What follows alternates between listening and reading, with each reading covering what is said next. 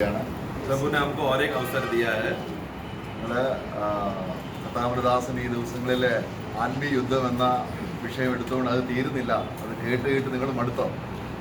ये इन दिनों में प्रभु का दास आपको बार बार आत्मिक युद्ध के विषय में आपको संदेश दे रहा है और बहुत गहराई से दे रहा है और बहुत सारा पार्ट अभी उसका चल रहा है. क्या ये सब बातें सुनकर आप थक गए क्या? बार बार वही विषय सुन सुनकर?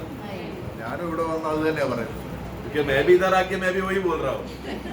അപ്പോൾ ഒരു നമുക്ക് കേൾക്കുന്നതിനൊരു ബോറിങ് ഉണ്ടോ? അപ്പോൾ അത് തന്നെ നമുക്ക് തുടരണോ എന്നുള്ളതാണ്. तो एक ही विषय बार बार ऐसा सुनना पड़ रहा है, उसमें एक बंधता आ रहा है क्या सुनने की वजह से? क्या वही सुनेगा तो चलेगा क्या? आमीन. അധികം ശ്രദ്ധിക്കപ്പെടാതിരുന്ന ഒരു വിഷയമായിരുന്നു എൻ്റെ ജീവിതത്തിൽ ഈ വാർഫെയർ എന്നുള്ളത്, അല്ലെങ്കിൽ ആത്മീയുദ്ധം. ये एक ऐसा विषय था जो मैंने शुरुआती दिनों में मैंने इस विषय में ज्यादा ध्यान नहीं दिया था. എന്നാൽ അതിലേക്ക് പ്രവേശിച്ചപ്പോൾ അത് വലിയൊരു മേഖലയാണെന്ന് മനസ്സിലായി. परंतु जब उस विषय में जब प्रवेश किया तो वो विषय एक बहुत बड़ा विषय है जिसमें बहुत से भंडार की बातें रखा हुआ है करके प्रभु ने तभी समझाया. അതുകൊണ്ട് നമുക്ക് ആ വിഷയം തന്നെ ഇന്നും നമുക്ക് കൈകാര്യം ചെയ്യാം. इसलिए उसी विषय में थोड़ा और हम जाएंगे.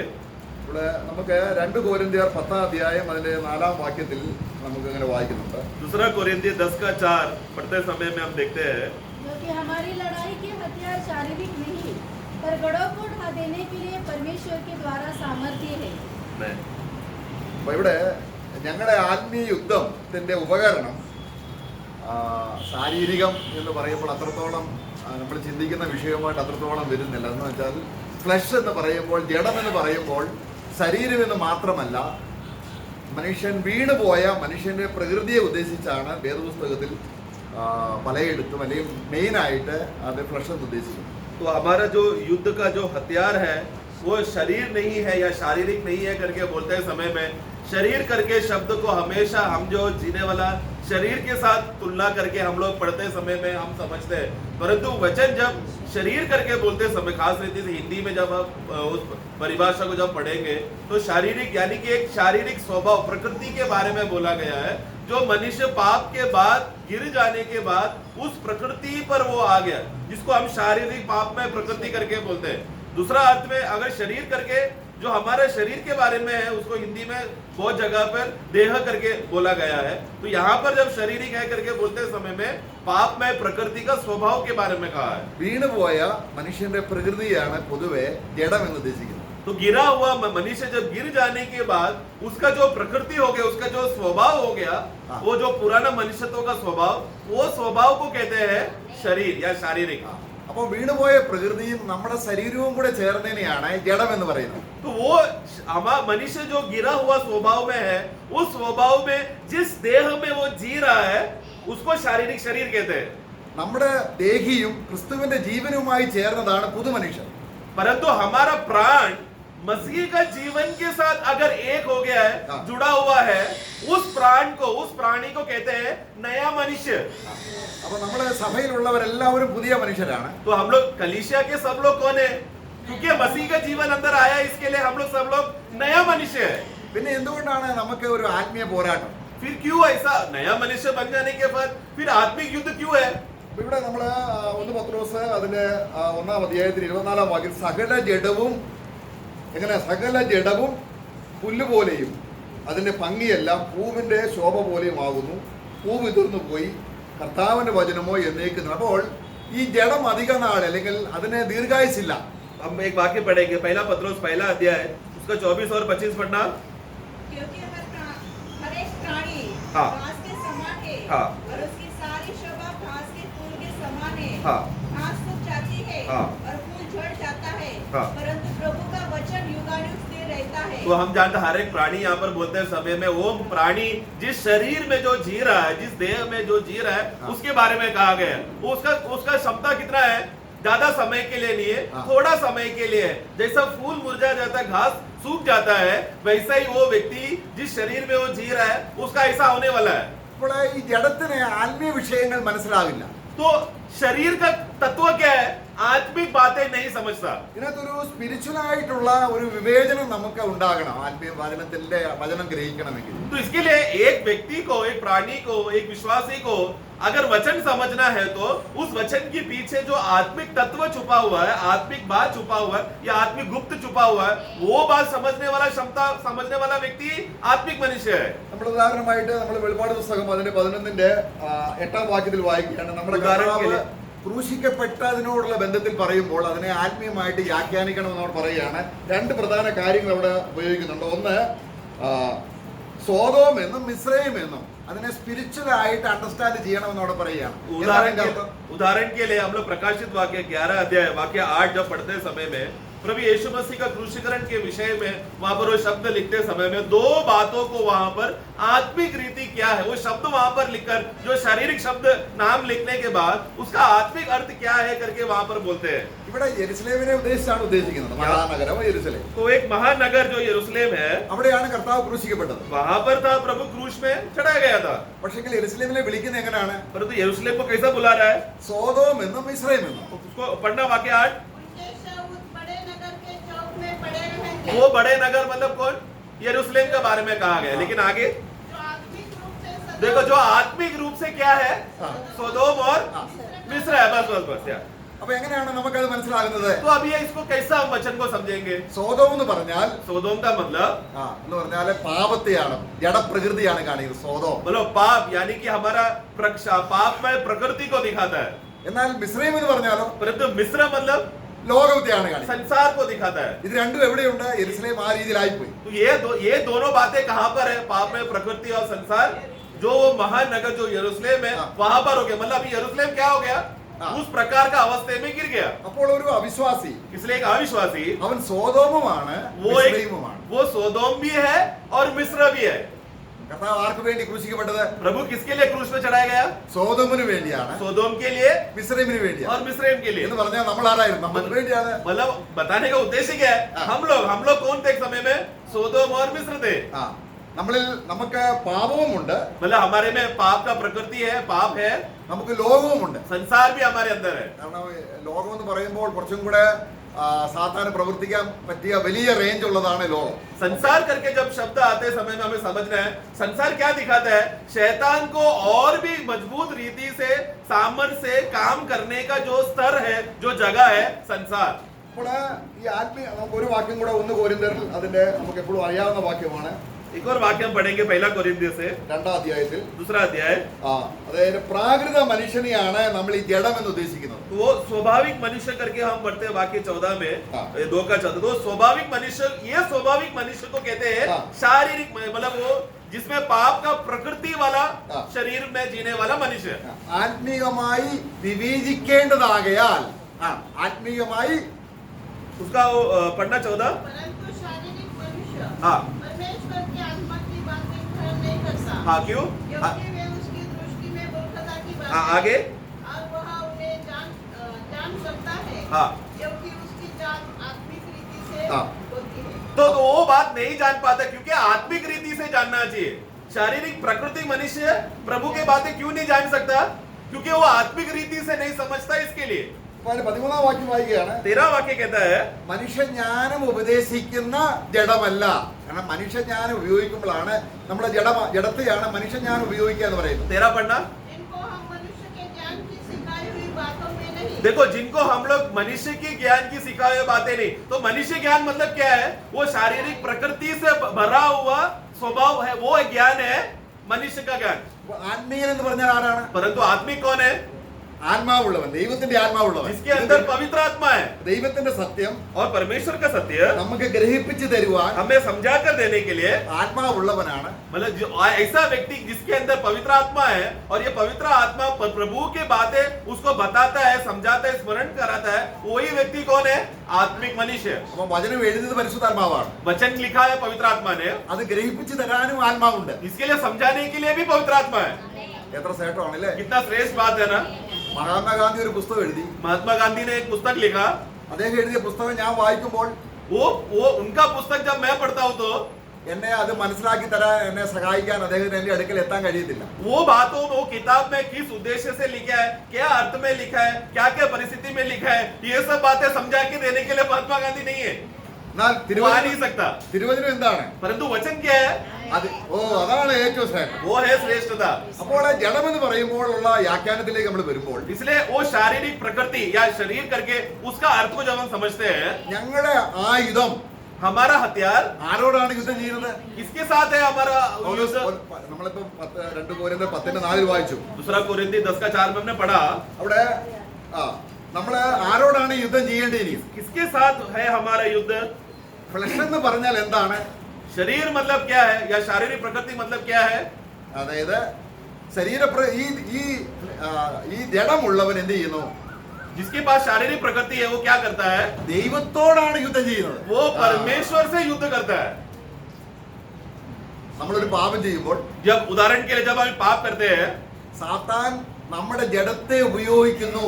तब क्या हो रहा है वास्तव में? हम पाप करते समय में शैतान हमारा ये पाप से भरा हुआ, प्रकृति से भरा हुआ शारीरिक को इस्तेमाल करता है पाप करने के लिए. അപ്പൊ നമ്മളിലെല്ലാം ഒരു സാത്താന്റെ ആയുധമാകുന്ന അല്ലെങ്കിൽ അവന് ദൈവത്തോട് നമ്മൾ യുദ്ധം ചെയ്യാൻ വേണ്ടി അവന്റെ യുദ്ധ ഉപകരണങ്ങൾ നമ്മൾ ഇൻസ്റ്റാൾ ആണ് ഓൾറെഡി. तो शैतान का हथियार क्या है? हम लोग हैं. मतलब हम हमारे अंदर जो पाप में शारीरिक प्रकृति का स्वभाव है उसको इस्तेमाल कर रहे हैं. ये हथियार कब से है? पहले से ही हमारे अंदर मौजूद है.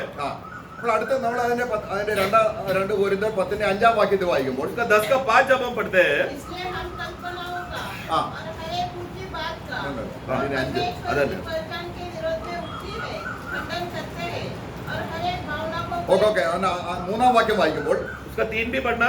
ഞങ്ങള് ജഡത്തിൽ നടക്കുന്നുവെങ്കിലും അപ്പോൾ ആ ജഡം ഏതാണ്? 3 पढ़ना, 10:3 पढ़ना. क्योंकि यद्यपि हम शरीर में चलते फिरते हैं हाँ। तो भी शरीर के अनुसार नहीं हाँ। करते. तो ये कौन सा शरीर है?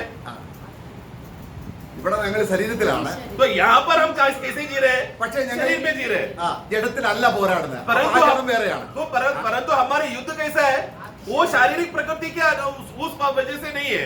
അപ്പൊ ഫ്ലഷ് എന്താണ്? तो इसलिए वो प्रकृति, वो पाप में प्रकृति क्या है? ദൈവത്തിന് എതിരെ मतलब परमेश्वर के खिलाफ നമ്മൾ സ്നേഹിക്കുന്ന, हम जो स्वयं से प्रेम करते हैं, നമ്മളെ സ്നേഹിക്കുന്ന, अपने आप को प्रेम करते हैं, നമ്മളെ രക്ഷിച്ച, हमें खुद को बचाया, നമുക്ക് വേണ്ടി ജീവൻ തന്ന, हमें जो जीवन दिया, നമ്മളെ अपने आप को, ആ ദൈവത്തിനെതിരെ वो परमेश्वर के खिलाफ യുദ്ധം ചെയ്യാൻ युद्ध करने के लिए നമ്മളിലുള്ള സാത്താന്റെ യുദ്ധ ഉപകരണമാണ് ജഡം. हमारे अंदर जो शैतान का हथियार है वो है हमारा प्राथमिक प्रकृति का शरीर. അതുകൊണ്ട് ജഡത്തെ നമ്മൾ ശരിക്കും തിരിച്ചറിയണം. इसीलिए ये शारीरिक प्रकृति को उस बात को सही रीति से समझना जरूरी है. അപ്പോൾ നമ്മളിൽ സാത്താൻ നമ്മളെ ഉപയോഗിക്കുകയാണ് ദൈവത്തിനെതിരെ. मतलब शैतान क्या कर रहा है? वो हमें हथियार बना रहा है. किसके खिलाफ युद्ध करने?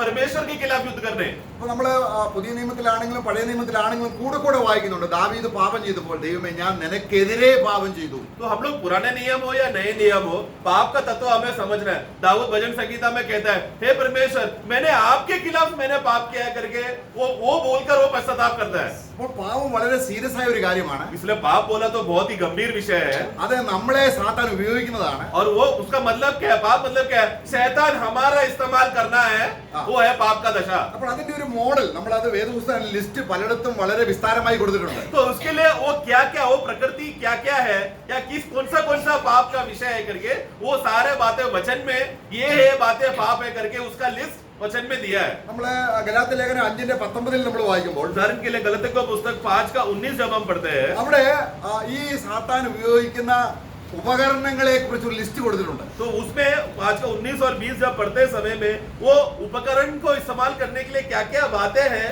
जो मदद हो जाता है करके वो बातें को हम देखते हैं वहां पर. ഇതിന്റെ അവിടെ പറയുകയാണ്, और फिर कहता है ഇത് പ്രാക്ടീസ് ചെയ്യുന്നവൻ, जो कोई ये बात को करता है, പ്രാക്ടീസ് ചെയ്യുന്ന അല്ലെങ്കിൽ അത് അഭ്യസിക്കുന്നവൻ, मतलब जो ये प्रतिदिन यही चीज करते रहता है, हाँ, ആരും वो ऐसा लोग कोई भी ദൈവരാജ്യത്തിൽ പ്രവേശിക്കും. परमेश्वर का राज्य में प्रवेश नहीं करेगा या उसको भाग नहीं मिलेगा. അല്ലേ? അപ്പൊ നമ്മളവിടെ സ്വർഗത്തിൽ പോകാതിരിക്കല്ലേ? कि किसका आखिरी भाग पढ़ना?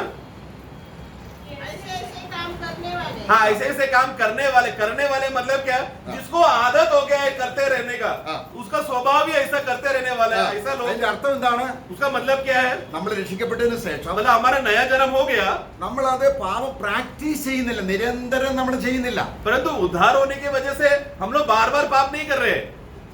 നമ്മളിൽ പാപം വരാം. हमारे अंदर पाप आ सकता है। അതെങ്ങനെ വരുന്നു? वो कैसा आ रहा है? നമ്മുടെ ജഡത്തെ हमारे ये शारीरिक प्रकृति को, അല്ലെങ്കിൽ കർത്താവുമായിട്ട് നമുക്ക് ബന്ധമില്ലാതെ വരുമ്പോൾ, या फिर जब हम लोग प्रभु के साथ का संबंध में कुछ भी दरार आता है तो അപ്പോൾ നമുക്കറിയാം നമ്മൾ ഉപയോഗിക്കേണ്ട ആയുധം സർവായുധ വർഗം നമ്മൾ നേരത്തെ ചിന്തിച്ചതാണ്. നമ്മളെ ദൈവം ധരിപ്പിച്ചിരിക്കുന്നത് സർവായുധ വർഗമാണ്. इसलिए हमें एफिसियों का पुस्तक 8वां अध्याय में पढ़ते समय में सब प्रकार का हथियारों को प्रभु ने हमें पहना दिया है करके बोला। वो हथियार को हम पहने रहे, അത് നമ്മൾ സാത്താനെതിരെ ഉപയോഗിക്കാനാണ്. वो हथियार किसके खिलाफ इस्तेमाल करना है? शैतान के खिलाफ इस्तेमाल करने के लिए। നീതി, സത്യം, അങ്ങനെ ഒരുപാട് കാര്യങ്ങളുണ്ട്. उसमें धार्मिकता है, सत्य है, वचन है, ये सब किसके खिलाफ है? शैतान के खिलाफ इस्तेमाल कर रहे हैं। ഇത് നമ്മൾ ധരിച്ച് നിന്നാൽ മതി. इसको खाली पहन के धारण करके रहना है, खाली സാത്താൻ ഭയന്ന് ഓടിപ്പോകും. शैतान डर के भाग जाएगा, അല്ലേ? है ना? നമ്മളെ ഉദാഹരണമായിട്ട് നമ്മൾ വായിക്കുക, അതായത് നമ്മൾ അപ്പോസ്തല പ്രവൃത്തി 24-ന്റെ 24-ഉം 25 വാക്യങ്ങൾ വായിക്കുമ്പോൾ प्रेरितों का कार्य 24 का 24 और 25, Acts 24, 25. സർവായുധ വർഗം ധരിച്ച് ദൈവത്തിന്റെ ദാസനായ പൗലോസ് തിരുവചനം പറയുകയാണ് ഫെലിക്സിനോട്. वहां पर सब प्रकार का हथियार को पौलुस पहन कर धारण करके फिलिक्स के सामने आकर वचन बांट रहा है। 24-25 വാക്യങ്ങൾ जल्दी पढ़ना 24-25। അവിടെ അദ്ദേഹം ധരിച്ചിരിക്കുന്ന സർവായുധ വർഗമാണ്, ജഡമല്ല. तो वहां पर पौलुस ने क्या पहन के रखा है? अपना शारीरिक प्रकृति का, शरीर का स्वभाव को नहीं पहना है, हाँ। बल्कि मसीह का जो हथियार, जो उसको एफिसियों का पुस्तक में जो हम पढ़ते हैं, उसको पहनकर वो वचन बोल रहा है। അവിടെ ക്രിസ്തുവിനെ പ്രസംഗിക്കുകയാണ്. वहां पर मसीह का प्रचार किया जा रहा है। പ്രസംഗിച്ചപ്പോൾ प्रचार करते समय में ഫെലിക്സിലുള്ള फिलिक्स के अंदर, സാത്താന്റെ ആയുധങ്ങള് ഭ്രമിക്കാൻ തുടങ്ങി. उसके अंदर, फिलिक्स के अंदर का जो शैतान का हथियार क्या हो गया? फड़फड़ाने लगा, भयभीत हो गया, मतलब वो विचलित होगा, क्योंकि शैतान उसको जो फिलिक्स को कब्जा करके रखा था, पौलुस का हथियार ने आकर उसको वार किया। പൗലോസ് ധരിച്ചിരിക്കുന്നത് ആരെയാണ്? पौलुस ने किसको धारण किया है? ദൈവത്തിന്റെ സർവായുധ വർഗം. परमेश्वर का सब प्रकार का हथियार को। അപ്പോൾ ഈ ജഡം എന്ന് പറയുന്നത് എന്താണ്? परंतु एक शारीरिक प्रकृति क्या है? സാത്താന സർവായുധ വർഗം. मतलब शैतान का सब प्रकार का हथियार है वो। മനസ്സിലായില്ലേ? दोनों में फर्क समझ रहे हैं ना? നമ്മൾ ജനിച്ചത് തന്നെ ജഡത്തിലാണ്, हम लोग जन्म में ही कैसा था? शारीरिक प्रकृति से हम लोग जन्म लिए थे। അല്ലേ? ഒരു കൊച്ചു ജനിക്കുമ്പോൾ एक बच्चा- ജഡപ്രകാരമാണ് ജനിക്കുന്നത്. एक बच्चा जब जन्म लेता है तो शारीरिक प्रकृति से जन्म लेता है वो। അത് പക്ഷേ ആ യുദ്ധോപകരണങ്ങൾ പ്രാക്ടീസ് ചെയ്യാൻ പ്രായമായില്ല, ആയി വരുമ്പോൾ തന്നെ ചെയ്തോളൂ. परंतु वो बच्चा रहते समय में शरीर को एक हथियार के रूप में इस्तेमाल करने उसको नहीं मालूम। जैसा जैसा बड़ा होता है वो सीखते रहता है। അപ്പോൾ നമ്മളൊക്കെ ഇത് ഉപയോഗിക്കണമെങ്കിൽ ജഡത്തിന്റെ ജ്ഞാനം വേണം. परंतु इसीलिए ये शारीरिक हथियारों को इस्तेमाल करने के लिए शारीरिक ज्ञान भी चाहिए। ശരീര ആ ജ്ഞാനം ഇല്ലെങ്കിൽ ഈ ഉപകരണം ഉപയോഗിക്കാൻ കഴിയില്ല. परंतु अगर ये ज्ञान ही नहीं है तो उपकरण, मतलब वो हथियारों को, जो शारीरिक हथियारे हैं, उसको इस्तेमाल करने ही नहीं हो पाएगा। നമുക്ക് ജെയിംസിന്റെ പുസ്തകം 3:14 വായിക്കുമ്പോൾ याकूब का पुस्तक 3:14 हम पढ़ते हैं। അവിടെ ഒരു മനുഷ്യന്റെ ഹൃദയത്തിൽ അല്ലെങ്കിൽ നിങ്ങളുടെ ഹൃദയത്തിൽ സത്യത്തിന് വിരുദ്ധം, സത്യം എന്ന് പറയുന്നത് ദൈവത്തിന്റെ ആയുധവർഗമാണ്. तो उसपे वहां पर लिखा, अगर एक व्यक्ति के अंदर सत्य के खिलाफ कुछ बातें हैं, तो सत्य मतलब क्या है? परमेश्वर का हथियार है वो। സത്യത്തിന് വിരുദ്ധമായി सत्य के खिलाफ നിങ്ങളുടെ ഹൃദയത്തിൽ तुम्हारे हृदय में എന്തൊക്കെ ഉണ്ടെങ്കിൽ क्या क्या बातें रहा? तो 14 पढ़ना। पर यदि तुम अपने अपने मन में हाँ। कड़वी डाह हाँ। और विरोध रखते हो हाँ। तो सत्य के विरोध में घमंड- देखो, सत्य के विरोध में है वो। എന്ന് പറഞ്ഞ അർത്ഥം എന്താണ്? मतलब क्या है? ദൈവത്തിന്റെ സർവായുധ വർഗത്തിനെതിരെ നമ്മുടെ ഉള്ളിൽ തന്നെ എന്തുണ്ട്? സാത്താന്റെ സർവായുധ വർഗമാണ്. मतलब हम लोग जो उस समय में परमेश्वर का सर्व हथियारों को जो हम लोग पहन कर बैठे, उस समय में सत्य नहीं होने की वजह से क्या हो गया? हाँ। शैतान का सब प्रकार का हथियार को पहनकर परमेश्वर के खिलाफ हो गए। അപ്പൊ അങ്ങനെയുള്ള വ്യക്തിക്ക് ആത്മീയ യുദ്ധം നടത്താൻ പറ്റുമോ? ऐसा व्यक्ति को आत्मिक युद्ध करने हो पाएगा क्या? സാത്താൻ നമ്മളെ ഉപയോഗിച്ചുകൊണ്ടിരിക്കുക ദൈവത്തിനെതിരെ. क्योंकि शैतान क्या कर रहा है?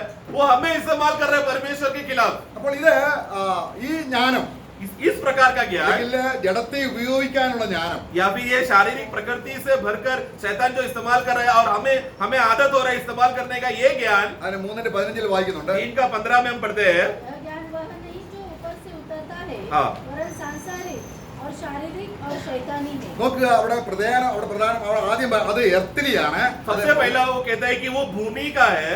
പിന്നെ പറയുകയാണ് സെൻസ് എന്ന് പറഞ്ഞാല് പഞ്ചേന്ദ്രിയങ്ങൾ വഴിയാണ്, उसके बाद ആത്മാവ് വഴിയല്ല, पहला क्या है? संसारिक। संसारिक, माने कि वो पृथ्वी आना चाहिए, पृथ्वी का है, मतलब ये भूमि का है। हाँ। उसके बाद है शारीरिक, यानी कि हमारा जो पंच यंत्र जो इस्तेमाल करने का जो सेंसस है, हाँ। उस रीति से, मतलब शैतान हमेशा कैसा कार्य करेगा? हमारे पंच यंत्र से देखकर स्पर्श कर कर हमारे देह में उसका अनुभव होता है। അതാണ് എന്താണ് ഡിമോണിക് ആണെന്ന്. अगर वैसा रहा तो मतलब वो व्यक्ति को कौन इस्तेमाल कर रहा है? शैतान, यानी दुष्ट आत्माएं, डीमंस करके लिखा, यानी दुष्ट आत्माएं, शैतान। അപ്പൊ നമ്മളെ നോക്കണം, സാത്താൻ നമ്മളെ കംപ്ലീറ്റ്. അപ്പൊ എങ്ങനെയാണ് നമുക്ക് ഇതിൽ നിന്നും ഈ സാത്താന്റെ സർവായുധ വർഗം നമ്മൾ ഉപയോഗിക്കാതെ നമുക്ക് എങ്ങനെ ദൈവത്തിന്റെ സർവായുധ വർഗം ധരിക്കാൻ കഴിയും? അതിനെ കുറിച്ചാണ് നമ്മൾ ഇന്ന് ചിന്തിക്കുന്നത്. तो इसके लिए एक ऐसा अभी हो सकता है, विश्वासी हो जाने के बाद जिसको हमेशा आदत है शैतान का हथियारों को पहनकर, शैतान का औजार पहनकर जीते रहने का, जिसको आदत हो गया है, ये विश्वासी कैसा अभी मसीह का हथियार को धारण करके जिएगा, उस विषय में हम देखेंगे। അപ്പൊ സാത്താന്റെ ആയുധം എന്തൊക്കെയാണ്? शैतान का हथियार क्या क्या है? ഇപ്പൊ നമ്മൾ വായിച്ച अभी हमने देखा द्वेष, ईर्ष्या, और गलतियों की पुस्तक में भी हम पढ़ा, वो सब क्या है?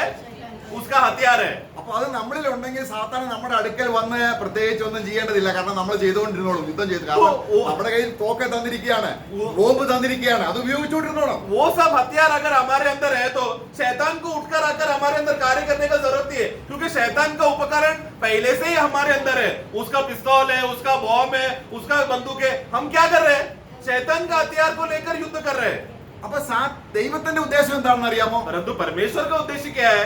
ഒരാളെ സർവായുധ വർഗം ഉണ്ടെങ്കിൽ एक व्यक्ति के अंदर सब प्रकार का हथियार को उसने अगर प्रभु का उसको पहना है तो, ആ സർവായുധ വർഗം പിടിച്ചു വാങ്ങിയാൽ, अगर वो सारा हथियार को खींच कर ले लिया तो, അതാണ് ബലവാനെ പിടിച്ചു കിട്ടിയിട്ട് അവന്റെ സർവായുധ വർഗം പിടിച്ചെടുത്താൽ അവൻ ആയുധമില്ലാത്തവനായി തീർന്നാൽ ഒരു ചെറിയ കുട്ടിയുടെ മുമ്പിൽ പോലും ഭയന്നു പോകും. मतलब क्या है कि अगर एक घर में अगर तुमको प्रवेश करना है तो वो घर में जो सबसे बलवान है उसको बांध के रखेगा तो ही ആ, वो प्रवेश कर सकता है। तो वो उसके लिए प्रभु का तत्व क्या है? वो बलवान से भी बड़ा बलवान का सामर्थ प्रभु हमें देकर उसको उसका हथियार को अगर अस्त्रहीन कर दिया तो, ऐसा अस्त्रहीन हुआ वाला व्यक्ति को एक बच्चा भी आके गिराएगा तो गिर जाएगा वो। ആ.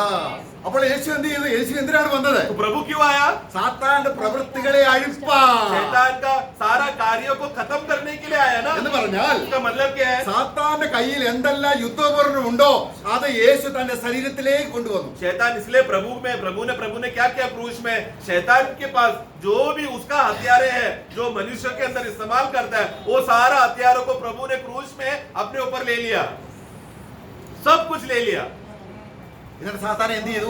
इसके वजह से अभी शैतान के हाथ में क्या है?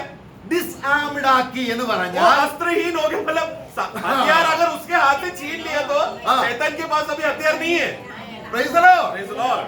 ആയുധം ഇല്ലാത്തവരെ ഇപ്പോൾ സാത്താൻ ആരാധനയാമോ? तो अभी वास्तव में शैतान का असली हालत क्या है? बिना हथियार से युद्ध करने आ रहा हो।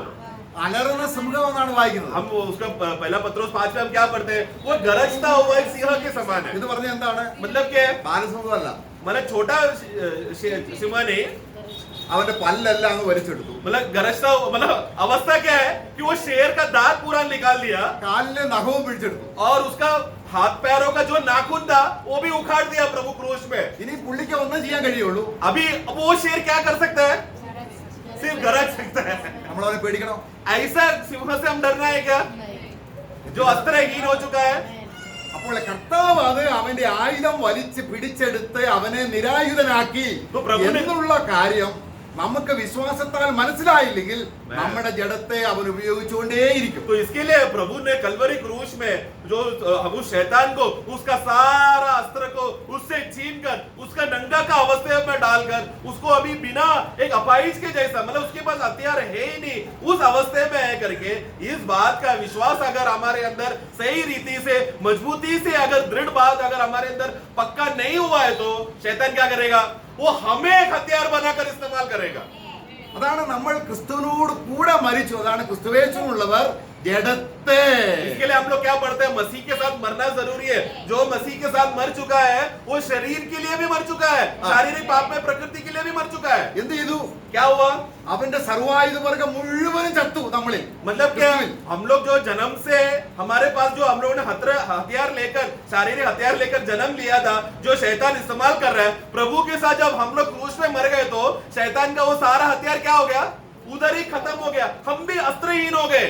നമ്മള് കൊലോസ്യ ലേഖനം 2-ാം അധ്യായത്തിന്റെ 15-ാം വാക്യം വായിക്കുമ്പോൾ कोलोस्यों का पुस्तक 2:15 जब हम पढ़ते हैं, അവിടെ उसने प्रधानों हाँ। और अधिकारों को ऊपर हाँ। से उतारकर हाँ। उनका खुल्लम खुल्ला तमाशा बनाया। അവനെ എന്ത് ചെയ്തു? उसको क्या कर दिया? कुल्लम कुल्ला एक तमाशा बना दिया। പുള്ളിക്കാരനെ എന്ത് ചെയ്തു? वो व्यक्ति का हालत क्या हो गया अभी? अब वो एक मजाक बन गया हो, मतलब उसके पास कुछ हथियार नहीं है, वो कमजोर हो गया हो। ആർക്ക്? വിശ്വസിക്കുന്നവർക്ക്. किसके लिए? जो विश्वास करते हैं उन लोगों के लिए। നമ്മൾ പാടും, हम लोग गीत गाते हैं, മസീഹ് ജീവൻ ഉള്ളിൽ വന്നു, मसीह जीवन हमारे अंदर आया, ജീവൻ ബദൽ ഗയാ. जीवन बदल गया। പക്ഷെ ആരെയാ സേവിക്കുന്നത്? परंतु सेवा किसका कर रहे हैं? उसी शैतान का, अदा- या फिर हमारे शारीरिक प्रकृति का। വേദപുസ്തകത്തിൽ ആത്മീയനെന്നും ജഡീകനെന്നും രണ്ട് വശമുണ്ട്. इसके लिए- മൂന്നുണ്ട്. എന്നാലും इसके लिए हम लोग वचन में एक विश्वासी हो जाने के बाद उस विश्वासी का हालत को समझना है। विश्वासी दो प्रकार का स्तर में गिर सकता है, या तो आत्मिक बनकर चल सकता है या तो शारीरिक बनकर चल सकता है। ആത്മീയൻ ആരാണ്? आत्मिक कौन है? ദൈവത്തിന്റെ സർവായുധ വർഗം. जो हमेशा प्रभु का सब प्रकार का हथियार को धारण करके, അതായത് ആത്മാവിന്റെ ഫലങ്ങൾ ധരിച്ചുകൊണ്ട് यानी कि आत्मा का फल को धारण करके प्रकट करके जीने वाला विश्वासी। സാത്താനെതിരെ യുദ്ധം ചെയ്യുക. वो क्या कर रहा है? ऐसा व्यक्ति, सच्चा विश्वासी, जो आत्मिक विश्वासी शैतान के खिलाफ युद्ध कर रहा है। കാരണം അവനെ ധരിച്ച് നിന്നാൽ തന്നെ പുള്ളി പല്ലും ഇല്ല, നഖവും ഇല്ല, പുള്ളിക്കാരൻ ഓടി പോകും. क्योंकि जो व्यक्ति मसीह को धारण करके खड़ा, उसको खड़ा रहना है। खड़ा रहते हुए शैतान देखेगा तो क्या होगा? वो आक्रमण नहीं कर सकता, क्योंकि उसके पास दांत नहीं, नाखून नहीं। हम मसीह को पहना हुआ देखकर दूर से ही वो भाग जाता है। എന്നാൽ ആ വശം മനസ്സിലാകാതെ परंतु वो तरफा, वो बाजू का, वो बातें जो आत्मिक विश्वासी मसीह को पहने रहना है करके नया जन्म पाया हुआ विश्वासी ये बात को नहीं समझ पा रहे, तो അവൻ ജഡീകനാണ്. वो क्या है? शारीरिक है। സാത്താൻ നമ്മളിലേക്ക് ഒരു ചിന്ത കൊണ്ടുവരുമ്പോഴേക്കും ऐसा व्यक्ति के अंदर शैतान जब उसके हृदय में एक संकल्प, एक विचार लाया, तो എന്ത് ചെയ്യുന്നു? वो क्या करेगा? നമ്മൾ ഉടനെ ദൈവത്തിനെതിരെ യുദ്ധം ചെയ്യും. वो बातों को विचार कर करके वो गढ़ों को बांध रहा है। गढ़ों को बांधकर क्या हो गया? परमेश्वर के, प्रभु के खिलाफ युद्ध कर रहा है। അതാണ് നമ്മൾ 2:5 വായിച്ചത്. इसलिए हमने 2 कोरिन्थी 10:5 में हमने पढ़ा, ദൈവത്തിന് വിരുദ്ധമായി പൊങ്ങുന്ന परमेश्वर- എല്ലാ ഉയർച്ചയും परमेश्वर के खिलाफ उठने वाला जो भी बातें था ആ, खंडन करते हैं उसको खंडन करके ആ, और हर एक भावना को कैद करके हाँ। उसी का आज्ञाकारी बना देते हैं। അതിനെന്ത് ചെയ്യുന്നു? ബ്രിങ് ക്യാപ്റ്റിവിറ്റി, അതിനെ പാലായനം ചെയ്യിക്കുന്നു ക്രൂശിലേക്ക്. तो उसको खंडन करते हैं, मतलब क्या है? खंडन करना उसको एक बंदी गृह में डाल दिया। वो बंदी गृह के अंदर है, क्रूज पर है। हमने हमारे अंदर की प्रभु के खिलाफ उठकर आने वाला जो भी बातें हैं, प्रभु यीशु मसीह पर विश्वास करने से क्या हो गया? वो सारा ऊंचा उठने वाला बातें क्रूज में कैद हो गया। അപ്പൊ നമ്മളെയും കൊണ്ട് इसलिए हमें लेकर യേശു സാത്താനെ ലജ്ജിപ്പിക്കാനാണ് ദൈവം ആഗ്രഹിക്കുന്നത്. प्रभु का आग्रह क्या है? हमें इस्तेमाल करके शैतान को लज्जित करना। ശരിക്കും നമ്മൾ ആ ആത്മീയൻ എന്ന നിലയിലേക്ക് വന്നാൽ अगर सचमुच वो विश्वासी आत्मिक स्तर की ओर पहुंच गया, तो നമ്മുടെ ശബ്ദം കേൾക്കുമ്പോഴേക്കും പുള്ളി ഓടിപ്പോകും. हमारा आवाज सुनते ही, हमारे चाल चलन से ही शैतान नजदीक आने नहीं होगा। आवाज सुनते ही डर जाएगा वो। എന്നാൽ അവന്റെ ആയുധം നമ്മളിലുണ്ടെങ്കിൽ परंतु अगर उसका शैतान का हथियार हमारे अंदर चालू है, तो അതാണ് ജഡീകൻ. वो है शारीरिक विश्वासी। അതുകൊണ്ട് ദൈവത്തിന്റെ യുദ്ധ പരിപാടി ഇങ്ങനെയാണ്. इसलिए परमेश्वर का जो युद्ध करने का रणनीति है, जो तरीका है, वो इस रीति से है। അവന്റെ ശക്തിയുള്ള വെപ്പനെല്ലാം നിരായുധമാക്കിയിട്ട് നമ്മുടെ മുമ്പിലേക്ക് അവനെ വിടും. प्रभु क्या कर रहा है? अपने शत्रु को क्या कर रहा है? उसको, अपना शत्रु को पूर्ण रीति से अस्त्रहीन करके वो शत्रु फिर आ रहा है हमसे युद्ध करने के लिए। നമുക്ക് ഇസ്രായേലിന്റെ ചരിത്രത്തിലേക്ക് നോക്കുമ്പോൾ ഇത് തന്നെയാണ് കാണുന്നത്. हम लोग इसराइल का युद्ध का चरित्र देखेंगे, इतिहास देखेंगे, तो ऐसा हम देख सकते हैं। നമ്മൾ ഹോശേയ പ്രവചനം 1:7 വായിക്കുമ്പോൾ होशेया 1:11 में हम पढ़ते हैं, പിതാവായ ദൈവം പറയുകയാണ്. पिता परमेश्वर कहता है, അത് വായിച്ചാണ്. 1:11 ഒന്നിന്റെ 7 सॉरी 1:7 सॉरी 1:7 परंतु यहूदा के घराने पर मैं दया करूंगा और उनका उद्धार करूंगा। उनका उद्धार मैं धनुष या तलवार या युद्ध या घोड़ों या सवारों के द्वारा नहीं, परंतु उनके परमेश्वर यहोवा के द्वारा करूंगा। നോക്കുക, ആരെയും കൊണ്ട് രക്ഷിക്കും ഇസ്രായേലിനെ അല്ലെങ്കിൽ യഹൂദ ജനത്തെ? इसराइल को किसके द्वारा बचाएगा? यहोवा के द्वारा या परमेश्वर के द्वारा। അത് അക്ഷരീയമായ വാളുകൊണ്ട് കൊന്നുകൊണ്ടൊന്നുമല്ല. मतलब एक तलवार लेकर या धनुष लेकर, बाण लेकर, उससे नहीं प्रभु उनको युद्ध जितवाएगा। അവരെ രക്ഷിക്കാനാണ് മസിഹ വന്നത്. उनको बचाने के लिए तो मसीहा आया था। മസിഹ വന്നപ്പോൾ അവനെ എന്ത് ചെയ്തു? मसीहा जब आया तो इन लोगों ने क्या किया? അവനെ തിരസ്കരിച്ചു. उसको टुकरा दिया। അതാണ് നമ്മൾ ഹോശേയ പ്രവചനം 5:15 വായിച്ചത്. होशेया 5:15 में हम पढ़ते हैं, ഞാൻ തിരിച്ച് എന്റെ വീട്ടിൽ ഞാൻ തിരിച്ചു പോകും. मैं वापस अपने घराने में जाऊंगा। അവിടെ നമ്മൾ വായിക്കുക. 5:15 पढ़े, जब तक वे अपने को अपराधी मानकर मेरे दर्शन के खोजी न होंगे, तब तक मैं अपने स्थान को न लौटूंगा। होगा। हाँ। जब वे संकट में पड़ेंगे तब जी लगाकर मुझे ढूंढने लगेंगे। നോക്കുക, അവര് മാനസാന്തരപ്പെട്ട് मतलब वो लोग मन फिराकर എന്നെ വിളിച്ചപേക്ഷിക്കുമ്പോൾ मेरे जब वो लोग अपेक्षा करेंगे, मेरे मुझे पुकारेंगे, ഞാൻ വരും तब मैं आऊंगा അവരെ രക്ഷിക്കാൻ. उनको बचाने। അത് സഭയുടെ രക്ഷയുടെ ഒക്കെ കഴിഞ്ഞ് ഞാൻ യുദ്ധത്തിന്റെ കർത്താവിനെ ആ രീതിയെ കുറിച്ച് പറയുകയാണ്. ये एक्चुअली मंडली के बाद होने वाला, मंडली उठा लिया जाने के बाद 7 साल का महाक्लेश हो जाने के बाद की बात है। लेकिन मैं बस युद्ध का रणनीति, युद्ध किस रीति से हमारा प्रभु करता है उसका एक पार्श्व, उसका बातों को मैं बता रहा हूँ। അപ്പൊ ഇസ്രായേലിന് ഇന്ന് അവര് ലോകത്തിലുള്ള ഭൗമ്യമായിട്ടുള്ള യുദ്ധസാമഗ്രികളെല്ലാം ഉണ്ടാക്കുന്ന മിഷണറീസ് ആണ് ഇസ്രായേലിനുള്ളത്. आज इसराइल का अवस्था को मैं देखा जाए तो संसार में सबसे ज्यादा युद्ध, परमाणु हथियार क्यों ना हो, कोई भी प्रकार का गन कुछ भी हो जाओ, सबसे बेस्ट आज इसराइल में मिलता है। അവരുടേതായിരിക്കുന്ന ആർമിയുടെ സെറ്റപ്പ് പറയുകയാണെങ്കിൽ उनका अगर उनका सेना का सेटअप बताए तो അവർക്ക് ഒരു ലോക്കൽ മിലിറ്ററി ഉണ്ട്. उनको मतलब नगर को सुरक्षित रखने के लिए एक सेना है। എന്ന് പറഞ്ഞാല് അവർക്ക് ഹമാസ് പോലെയുള്ള അടുത്ത് കിടക്കുന്ന അറബികളോട് യുദ്ധം ചെയ്യാൻ ഒരു ലോക്കൽ മിലിറ്ററി ഉണ്ട്. मतलब उनको आजू बाजू के जो हमास या फिलिस्तीन एक दो जो इसराइल के अंदर और आजू बाजू में उसमें चिपका हुआ लोग, उन लोग जब आतंकवाद को भेजते हैं, उन लोगों को साथ हिफाजत करने के लिए उन्हीं के नगर के जो स्थानीय सेनाएं हैं वो वहां पर तैनात है। അത് കൂടാതെ उसके अलावा അവർക്ക് ഗ്രൗണ്ട് ഫോഴ്സ് എക്വിപ്മെന്റ് എന്ന് പറഞ്ഞാൽ അവരുടെ സ്ഥലത്തിലേക്ക് ഏതെങ്കിലും ഒരു മിസൈൽ ആരെങ്കിലും ടാർഗറ്റ് ചെയ്താൽ അത് നിരീക്ഷിക്കാനുള്ള സാറ്റലൈറ്റ് അവർക്കുണ്ട്.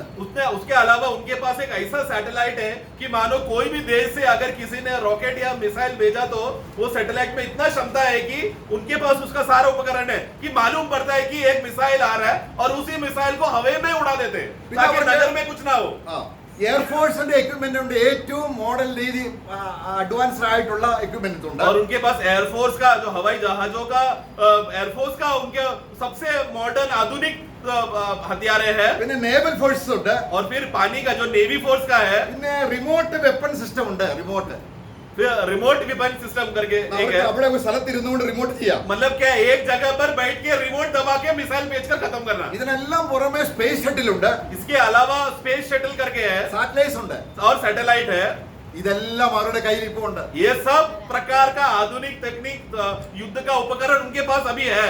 അപ്പൊ ഇന്ന് അവർക്ക് യേശുവിനെ വേണ്ട. तो अभी उनको मसीहा नहीं चाहिए। ഇനി എങ്ങനെയാണ് ഇസ്രായേലിനെ രക്ഷിക്കുന്നത്? तो अभी प्रभु उनको कैसा फिर इसराइल को बचाएगा? ഇത് ഇവരുടെ കയ്യിലുള്ള കാലത്തോളം അവർക്ക് യഹോവയെ വേണ്ട. तो जब तक उनके पास इतने प्रकार के हथियार है उनके पास रहेगा तो यहोवा परमेश्वर उनको नहीं चाहिए। അതിന് ദൈവം ചെയ്ത പരിപാടി എന്താണ്? तो परमेश्वर क्या करेगा? അത് സക്രിയ പ്രവചനം 13-14 വാക്യങ്ങൾ അധ്യായങ്ങൾ വായിക്കുമ്പോൾ जकरिया का पुस्तक 13 अध्याय 14 अध्याय समय बचाने के लिए बस आप लिख देना। 13 अध्याय 14 अध्याय पढ़ते समय में प्रभु सबसे पहला इसराइल में क्या करेगा? ഇസ്രായേലിന് ചുറ്റും എല്ലാ ജാതികളെയും യുദ്ധം ചെയ്യാൻ ദൈവം തന്നെ കൂട്ടി വരുത്തും. सबसे पहला प्रभु स्वयं भी इसराइल के खिलाफ युद्ध करने के लिए सारा जातियों को इकट्ठा कर कर इसराइल को चारों ओर घेरेगा। ലോകം മുഴുവനും. पूरा दुनिया।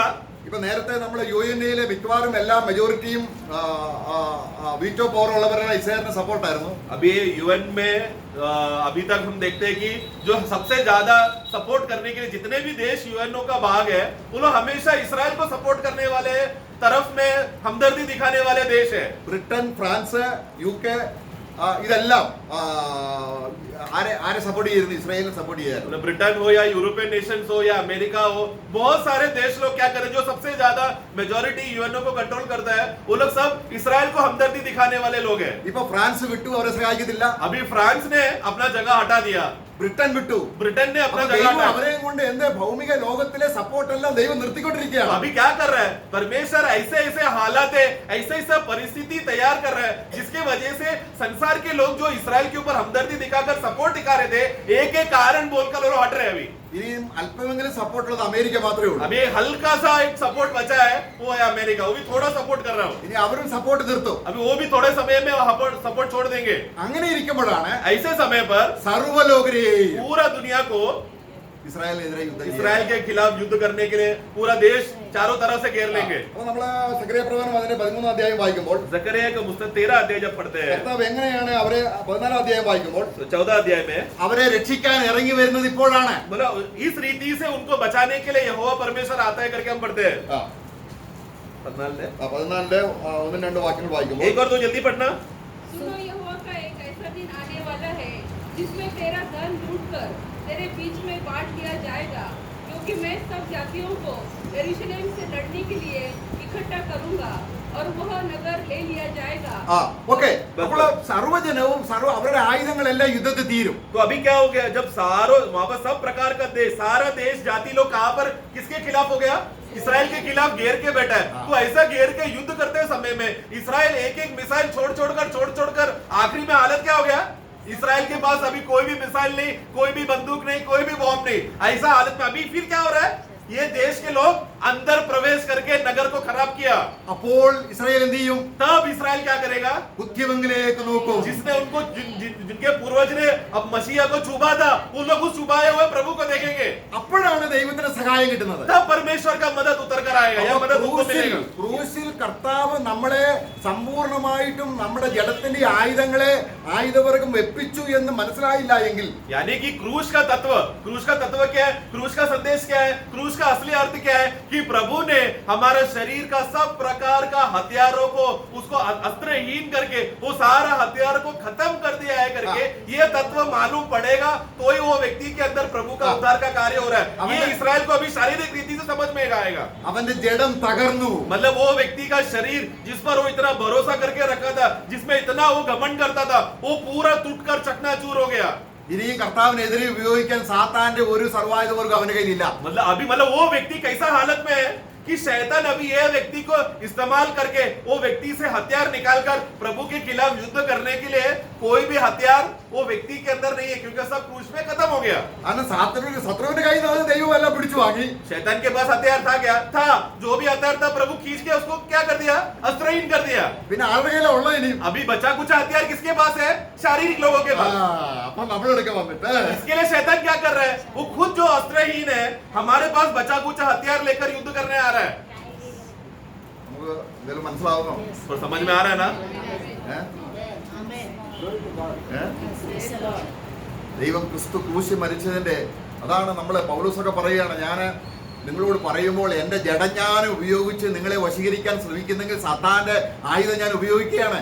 അതുകൊണ്ട് എന്റെ ഫിലോസഫി, ഞാൻ പഠിച്ച ഡോക്ടറേറ്റ്, എന്റെ ഗ്രീക്ക് സാഹിത്യം ഞാൻ ഉയർന്നു വരുമെന്നോ എന്ന് സാത്താൻ അത് ഉപയോഗിക്കുമോ എന്ന് ഞാൻ ഭയത്തോടും നടുക്കത്തോടും നിങ്ങളുടെ മുമ്പിൽ ഇരിക്കുകയാണ്. इसलिए पहला कोरिन्थी दूसरा अध्याय में पढ़ते समय में पौलुस वहां पर कहता है, हे कोरिन्थी के लोगों, जब मैं तुम्हारे बीच में आया मैं एकदम डरते हुए कांपते हुए आया, क्योंकि मैं अगर मनुष्य का ज्ञान का बुद्धि अगर लेकर आता था, जो पौलुस के अंदर पहले से ही है, वो पहले से ही शारीरिक रीति से बुद्धिमान है, सब प्रकार का यूनानी दिमाग है, यहूदियों का दिमाग है, संसार का सब प्रकार का तत्व ज्ञान उसको मालूम है, वो डर रहा है। मैं अगर प्रभु यीशु का बातें को लेकर ये सब बातों का मदद से इस्तेमाल करके प्रभु यीशु का बातें बोलने आया हुआ, तो मैं वास्तव में क्या कर रहा हूँ? प्रभु के खिलाफ युद्ध कर रहा हूँ। मतलब मैं शरीर का मदद लेकर मैं अगर सेवा करने आया तो मैं एक हथियार बन रहा हूँ शैतान का, प्रभु के खिलाफ युद्ध करने के लिए। इसलिए मैं डर रहा हूँ, मैं कांप रहा हूँ कि मैं मेरे स्वयं की शक्ति से नहीं तुम्हारे बीच में आया। അതുകൊണ്ട് അദ്ദേഹം പറയുകയാണ്, इसलिए वो कहता है, ഞാൻ നിങ്ങളുടെ അടുക്കൽ വന്നപ്പോൾ जब मैं तुम्हारे बीच में आया, വചനത്തിന്റെ ഏതെങ്കിലും ജഡജ്ഞാനത്തിലല്ല, वचन का कोई भी शारीरिक ज्ञान लेकर नहीं आया, അത് ക്രിസ്തുവിൽ ക്രൂശിക്കപ്പെട്ടു. क्योंकि वो ज्ञान भी मसीह में क्रूस में खत्म कर दिया मैंने। അത് ശത്രു എന്നിൽ ഉപയോഗിച്ച സാത്താന ജ്ഞാനമായിരുന്നു. क्योंकि शैतान ने एक समय में मेरे अंदर वो इस्तेमाल किया, वो जो शत्रु का ज्ञान था, वो ഞാൻ സഭയെ ഉപദ്രവിച്ചു. मैं कली मंडली को सताने वाला व्यक्ति था। ഞാൻ വളരെയധികം കർത്താവിന് ഉപദ്രവം ചെയ്തു. मैं बहुत प्रभु को सताया। അതെന്തായിരുന്നു? वो सब क्या था? എന്റെ ജഡജ്ഞാനമായിരുന്നു. उसका शारीरिक ज्ञान था। സാത്താൻ എന്നെ ഉപയോഗിക്കുകയായിരുന്നു. शैतान उसका इस्तेमाल कर रहा था। അതുകൊണ്ട് इसीलिए ക്രൂശിക്കപ്പെട്ടവനായ ക്രിസ്തുവിനെ അല്ല, मसीह क्रूस में चढ़ा है और मसीह के अलावा मैं और कुछ नहीं जानना चाहता। അപ്പൊ ക്രൂശിൽ എന്ത് ചെയ്തു? इसलिए क्रूस में क्या हुआ? സാത്താന്റെ മുഴുവൻ ആയുധവർഗവും കർത്താവ് ക്രൂശിൽ വെപ്പിച്ചതിനെ കുറിച്ച് ആ പൗലോസ് ജ്ഞാനിയായി തീർന്നു. इसके लिए पौलुस को भी एक तत्व मालूम पड़ गया। क्रूस में प्रभु यीशु मसीह ने शैतान का सब प्रकार का हथियारों को उसका अस्त्रहीन करके, उसके पास अभी कोई भी हथियार नहीं है, उस रीति से उसको एक निहत्था रीति में अवस्था में डाल दिया है करके ये बात का ज्ञान और विश्वास पौलुस के अंदर आया। അപ്പൊ പൗലോസിന് മനസ്സിലായി, पौलुस समझ में आया। पौलुस യേശു को ക്രിസ്തു എന്ത് ചെയ്തു? यीशु मसीह ने क्या किया? സാത്താന്റെ ആയുധവർഗം സാത്താനിൽ നിന്ന് പിടിച്ചെടുത്തു, शैतान का हथियार जो शैतान के पास था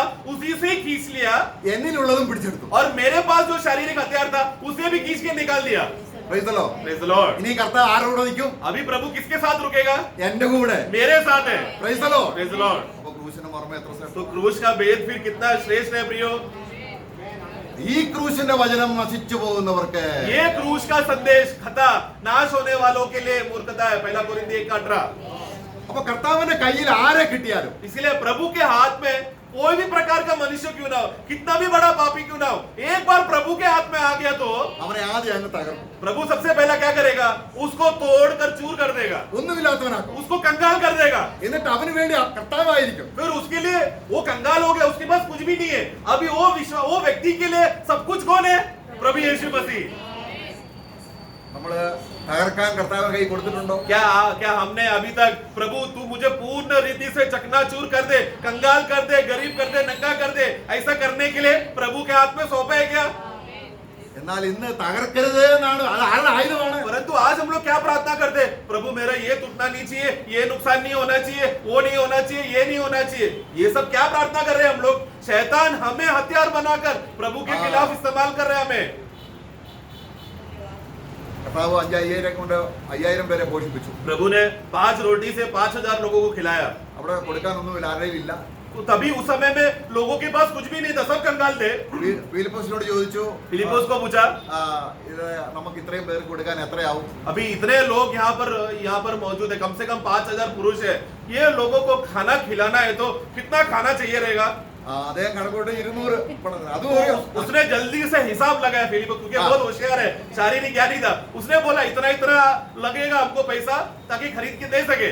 കർത്താവ് എന്ത് ചെയ്യാൻ പോകുന്ന കർത്താവ് അറിയാം. अभी प्रभु क्या करने जा रहे हैं प्रभु को मालूम है, അവനറിയാം. प्रभु खुद को जानता है। എന്നാൽ ഇവിടെ സാത്താന്റേതായ സ്ട്രാറ്റജി ഉണ്ട്. परंतु उसके अलावा शैतान का तंत्र भी वहां पर मौजूद है। കർത്താവ് എന്ത് ചെയ്താണ്? प्रभु क्या कर रहा है, ആ ബാലന്റെ കയ്യിൽ നിന്ന് 2 അപ്പം മേടിച്ചു. वो लड़के से रोटी छीन लिया, वो 2 टोकरियां लिया അങ്ങനെ തന്നെ അതങ്ങ് പെരുപ്പിക്കുകയായിരുന്നു ചെയ്തത്.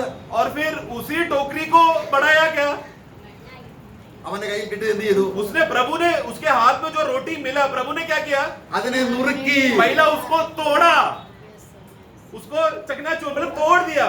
उसका हिम्मत, अभी वो रोटी में कुछ भी बल बचा नहीं है, पूरा तोड़ दिया रोटी को। ഇതാണ് ആത്മീയ യുദ്ധത്തിന് അടിസ്ഥാനമായി നമുക്ക് വേണ്ടിയത്. यही तो है आत्मिक युद्ध का सबसे नींव का बात। എന്റെ ശക്തി, मेरा बल, ജഡജ്ഞാനം, मेरा शारीरिक ज्ञान, എന്റെ ബലം, मेरा सामर्थ्य, എനിക്ക് ഉള്ള എല്ലാ കഴിവും मेरा जो भी काबिलियताएं हैं, തകർക്കാൻ അവന് കൈ കൊടുത്താൽ तो वो उसको तोड़ जाने के लिए प्रभु के हाथ में दे दो।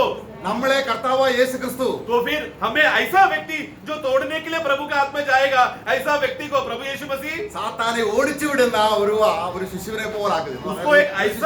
उसको एक ऐसा बलवान बनाएगा कि शैतान उसे देखकर डर कर भाग जाएगा। तो मतलब ऐसा अवस्था में वो व्यक्ति कौन है? एक सामान्य शिशु, एक नया जन्म हुआ बालक के समान है, क्योंकि शैतान को हराने के लिए एक छोटा सा बच्चा काफी है, हरा सकता है।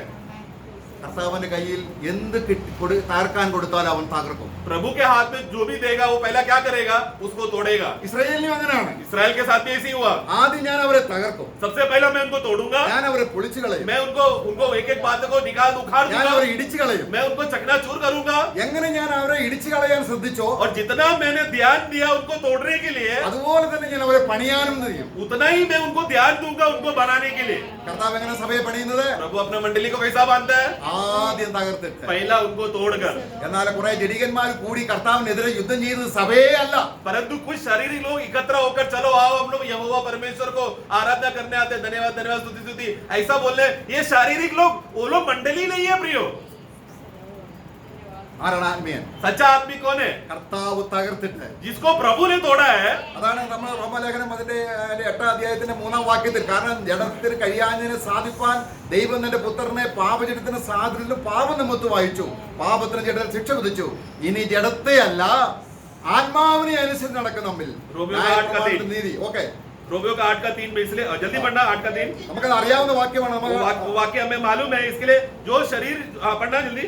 क्योंकि जो काम व्यवस्था शरीर के कारण दुर्बल होकर न कर सकी, हाँ। उसको परमेश्वर ने किया, हाँ। अर्थात अपने ही पुत्र को पापमय शरीर की समानता में और पाप बलि होने के लिए भेजकर हाँ। शरीर में पाप पर दंड किया। देखो शरीर में पाप का उसको दंड कर दिया, मतलब उसको खत्म कर दिया। इसलिए अभी से विश्वासी वाक्य 4 में हाँ। शारीरिक अनुसार नहीं, आत्मा के अनुसार चलना है।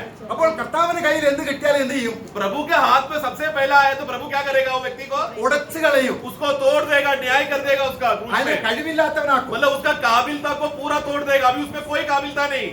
അപ്പൊ നമ്മളിപ്പോ ദാവീദിനെ നോക്കുകയാണെങ്കിൽ दावीद को देखेंगे तो യുദ്ധം ചെയ്യുന്നതിൽ കർത്താവ് ദാവീദ് കർത്താവിന്റെ നിഴലാണ്. ये मतलब दावीद एक ऐसा छाया है जो युद्ध वीर करके दिखाने वाला दाऊद, वो प्रभु का छाया है। നമ്മള് ഒന്ന് ദിനവൃത്താന്തം അതിന്റെ 18ാം അധ്യായം വായിക്കുമ്പോൾ पहला इतिहास 18 अध्याय जब हम पढ़ते हैं, വായിക്കണ്ട, അവിടെ നിങ്ങൾ പിന്നെ വായിച്ചാൽ മതി. आप लोग बस रेफरेंस लिख देना 18 अध्याय में। അവിടെ ദാവീദിന്റെ യുദ്ധ ജയത്തെ കുറിച്ചാണ് അവിടെ എന്തെല്ലാം അദ്ദേഹം പിടിച്ചെടുത്തു. तो उसने वो दाऊद एक युद्ध वीर था, उस युद्ध वीरता में उसने क्या क्या बातों को कब्जा किया करके वो 18 अध्याय में हम पढ़ते हैं। അതില് അവൻ ദാവീദ് ചെയ്തതെന്ന് അറിയാമോ? उसने क्या क्या किया? അദ്ദേഹം അവരുടെ അമാലേക്കരുടെ കയ്യിൽ നിന്നും ഫെലിസ്തരുടെ കയ്യിൽ നിന്നും उसने अमालेकों के हाथों से और फिलिस्ती के हाथों से അവൻ 1000 രഥങ്ങളെ പിടിച്ചെടുത്തു. उसने हजारों घुड़सवारों को लिया 7000 പിന്നെ കുതിരയെ ഓടിക്കുന്നവനെ അല്ലെങ്കിൽ ഹോഴ്സ്മാനെ പിടിച്ചെടുത്തു. और 7000 जो घोड़े को चला सके, घुड़सवार को चला सके, ऐसे लोगों को उसने बंदी बनाया। 20000 സോൾജിയേഴ്സിനെ പിടിച്ചെടുത്തു. और 20000 सेना जो चल चल कर आक्रमण करने के लिए जाता है, वैसे 20000 सेना को कब्जा किया। അതില് നമ്മൾ പിന്നെ വായിക്കുമ്പോൾ അതില് ഒരു 100 കുതിരയെ ഒഴിച്ച് उसमें से हम आगे पढ़ेंगे तो देखते हैं 100 घोड़ाओं को छोड़कर ബാക്കി എല്ലാ കുതിരയും എന്ത് ചെയ്തു? बाकी सब घोड़े को क्या किया? എന്ത് ചെയ്തു? क्या किया? അതായത് കുതികാൽ വെട്ടിയെന്ന അല്ല, मतलब नस तोड़ दिया वैसा नहीं, നമ്മളങ്ങനെ മലയാളത്തിലും കുതികാൽ വെട്ടിയെന്നാണ്. मतलब वो मलयालम में भी वैसे ही है। അതിനകത്ത് ഹാംസ്ട്രങ് എന്നാണ് വായിക്കുന്നത്. उसको हामस्ट्रंग करके अंग्रेजी शब्द है। അതെന്ന് പറഞ്ഞാൽ അതിനെ ബലഹീനമാക്കി, അതിനെ हाँ, मतलब उसको जो घोड़े को जो हाँ। दौड़ के भागने का जो उसका क्षमता है, वो क्षमता को तोड़ दिया। ആ मतलब उसका अर्थ क्या है? हाँ। नस तोड़ दिया मतलब क्या? हाँ, उसको हाँ। घोड़े को खुद का शक्ति है ना, हॉर्स हाँ, पावर जो हाँ। बोलते हैं ना, वो हॉर्स पावर का अपना खुद का शक्ति का उसका हौसला हिम्मत टूट गया। റെൻഡർ ടു പവർലെസ്, ഇൻആക്റ്റീവ് ആക്കിയെന്ന്. मतलब अभी वो घोड़े में वो अपने आप में दौड़कर मैं भाग सकता हूँ तेजी से, ऐसा वो कमजोर हो गया, अब उसके पास शक्ति नहीं है। 100 എണ്ണത്തെ उसमें से 100 को റീപ്രൊഡക്ഷന് വേണ്ടി നിർത്തിയെന്ന്, ഉടക്കാതെ നിർത്തി, അതിനെ തകർക്കാതെ നിർത്തി. मतलब बाकी अगर 100 को बिना तोड़े हाँ। वैसे ही रखा ताकि आगे वंश के लिए। ഈ തകർക്കപ്പെട്ടത് ഇനി ഒരിക്കലും ദാവീദിനെ വിട്ടു പോകത്തില്ല. अभी ये जो टूटा हुआ घोड़े का खासियत क्या मालूम है? ये लोग कभी भी दाऊद को छोड़कर नहीं जाएंगे, പഴയ യജമാന്റെ അടുക്കലേക്ക് പോകത്തില്ല. और ना ही वो लोग पुराने मालिक के पास जाएंगे। ഇതുകൊണ്ടാണ് ക്രൂശിൽ, അതാണ് ഇതേ അർത്ഥമാണ്. यही तत्व है क्रूस का तत्व प्रियो। നമ്മള് യാക്കോബിനെ നോക്കിയേ. याकूब को देखे, ഞാൻ പലപ്പോഴും ചിന്തിച്ചിട്ടുണ്ട്, ദൈവം അബ്രഹാമിന്റെ ഇസാക്കിന്റെയും ദൈവം എന്ന് പറഞ്ഞായിരുന്നു എനിക്ക് രക്ഷയില്ല. मैं हमेशा में सोचता था, अगर वचन कहता है कि अब्राहम और इसहाक का परमेश्वर करके, अगर सिर्फ अब्राहम और इसहाक का ही परमेश्वर होता तो मैं कभी बच नहीं सकता। അബ്രഹാം ഇസാഖൊക്കെ ഭയങ്കര വിശ്വാസവീരന്മാരാണ്. क्योंकि अब्राहम और इसहाक विश्वास के बहुत बड़े शूरवीर है वो लोग, പക്ഷേ ദൈവം പറയാണ്, परंतु परमेश्वर वहां पर रुकना नहीं है। ഞാൻ യാക്കോബിന്റെയും കൂടെ ദൈവമാണ്, मैं याकूब का भी परमेश्वर हूँ, ഉപായിയുടെ, मतलब जो तंत्रशाली है, വഞ്ചിക്കുന്നവന്റെ, जो धोखा देता है। ഒരു പെണ്ണിന് വേണ്ടി 7 വർഷം ജീവിച്ചവൻ, एक लड़की के लिए 7 साल उसने मेहनत किया, ആടുമാടുകൾക്ക് വേണ്ടി 14 വർഷം ജീവിച്ചവൻ, और बैल बकरी को कब्जा करने के लिए 14 साल काम किया। ഏകദേശം ആയുസ് മുഴുവനും വേസ്റ്റായി കളഞ്ഞവൻ. मतलब उसका जो युवा का जो उम्र था वो ऐसे ही वेस्ट हो गया उसका, तंत्रशाली। പക്ഷേ യാക്കോബിനെ ദൈവം ഉടച്ചു. परंतु प्रभु ने क्या किया? हाँ। उसको पकड़ा और उसको लकड़ा किया। കർത്താവിന്റെ അടുക്കിലേക്ക് യുദ്ധം ചെയ്യാൻ വരികയാണ്. वो प्रभु के साथ लड़ने के लिए आया था, അവൻ ഉപായിയാണ്. वो तंत्रशाली है। താന് മൃഗങ്ങളെയും തന്റെ ഭാര്യയെയും മക്കളെയും എല്ലാം കയറ്റി വിടുകയാണ്. ഏശാവ് വന്നാൽ ഇവരെ പിടിച്ചോളൂ, എനിക്ക് ഓടി രക്ഷപ്പെടാം. वो अपना भाई जब उसको मारने आ रहा है करके सोचा तो उसने तंत्रशाली से क्या किया? पहला भेड़ बकरियों को, जायदाद को, नौकरों को, बीवी बच्चों को भी भेज दिया, और वो दूर खड़े होकर देख रहा है, कुछ भी गड़बड़ हुआ तो पलट के भागेगा। ആഹാ. ഇതാണ് ഉപായി.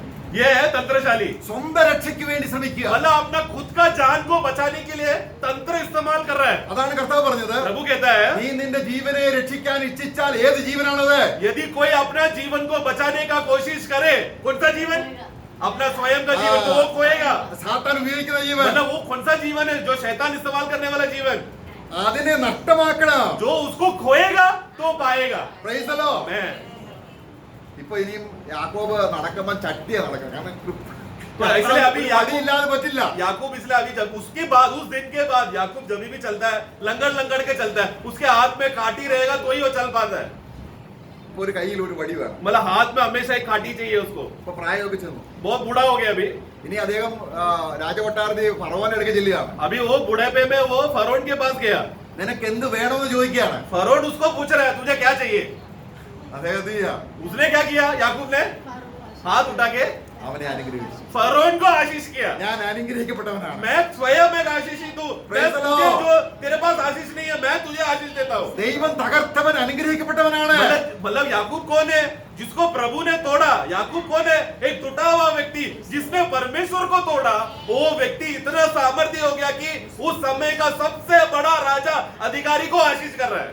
നമ്മൾ ചിന്തിക്കുന്നത് ദൈവം തൊടാതെ ഇങ്ങനെ ഒരു ആപത്തും ഒരു പ്രയാസവും ഒരു ബുദ്ധിമുട്ടും ഇല്ല, ദൈവം തൊടാതെ ഇങ്ങനെ കാത്തു സൂക്ഷിക്കുന്നവനാണ് അനുഗ്രഹിക്കപ്പെട്ടവന്നല്ലേ. हमें हमारा समझ क्या है, हमारा ज्ञान क्या है. प्रभु तू मुझे सब बातों में संभालता है, कोई भी नुकसान नहीं, कोई भी बुरा बात नहीं हो रहा है, कोई भी सब बातें अभी तक तू मुझे संभाले चला रहे. धन्यवाद धन्यवाद धन्यवाद. वो व्यक्ति धन्य आशीषित है करके. എന്നാൽ യാക്കോബ് അനുഗ്രഹിക്കപ്പെട്ടു. परंतु याकूब कौन था, सबसे बड़ा आत्मिक आशीषित व्यक्ति. നിന്നെ പിരിഞ്ഞ് എനിക്ക് ഒന്നും ചെയ്യാൻ പറ്റില്ല. अभी याकूब अभी घुटने में गिर गया. वो क्या प्रभु का पैर पकड़ के क्या बोल रहे हैं, प्रभु मैं आपको छोड़कर अब मैं कुछ नहीं कर सकता, तू मुझे आशीष करेगा तो ही मैं जाऊंगा. ഇതാണ് റോമലേഖനം 6:6. यही है रोमियो 6:6 में हम पढ़ते हैं. അവനെ എന്ത് ചെയ്തു? നമ്മുടെ പഴയ മനുഷ്യനെ ജഡത്തെ എന്ത് ചെയ്തു? हमारा पुराना मनुष्य जो हमारा शारीरिक प्रकृति को സാത്താൻ ഉപയോഗിക്കാൻ, ദൈവത്തിനെതിരെ ഉപയോഗിക്കാൻ കഴിവില്ലാതെ വേണം റെൻഡർ ടു പവർലെസ്. मतलब उधर आप पढ़ना 6:6 जल्दी. हम जानते हैं कि हमारा पुराना मन चढ़ाया गया हाँ. ताकि पाप का शरीर व्यर्थ हो जाए. देखो व्यर्थ हो जाए मतलब हाँ. क्या, अभी वो उपयोगी नहीं होगा. मतलब शैतान जो हमारा पापे शरीर को उपयोग करके प्रभु के खिलाफ युद्ध कर सके, हाँ. वो उस अस्त्र को ही, उस हथियार को ही प्रभु ने क्या कर दिया, उसको अस्त्रहीन कर दिया. मतलब अभी वो हथियार क्योंकि क्रूस में है, हाँ. वो हथियार इस्तेमाल नहीं होगा. हमारा शरीर अभी निहत्था हो गया है. അപ്പൊ ക്രൂശിൽ നമ്മളെ ഹാംസ്ട്രങ് ചെയ്ത് കഴിഞ്ഞാൽ, തകർത്ത് കഴിഞ്ഞാൽ, मतलब क्रूस में, मतलब जैसा हमने इतिहास में पढ़ा उसका नस काटा. क्रूस में प्रभु ने क्या किया, हमारा नस काट दिया. मतलब क्या, अभी हमारा खुद का बल का है, मैं हम लोग घमंड नहीं कर सकते, उस रीति से हमें कंगाल कर दिया. യജമാനെ സേവിക്കും. मतलब ऐसा व्यक्ति फिर क्या करेगा, जिस मालिक ने उसको काटा उसी का ही सेवा करेगा. Praise the Lord. Amen. ഇതാണ് കർത്താവ്. യുദ്ധതന്ത്രം നോക്കണം, ये സാധാരണമല്ല. हमारा प्रभु का युद्ध करने का रणनीति देखो, उनका दिमाग देखो, शैतान जैसा नहीं है.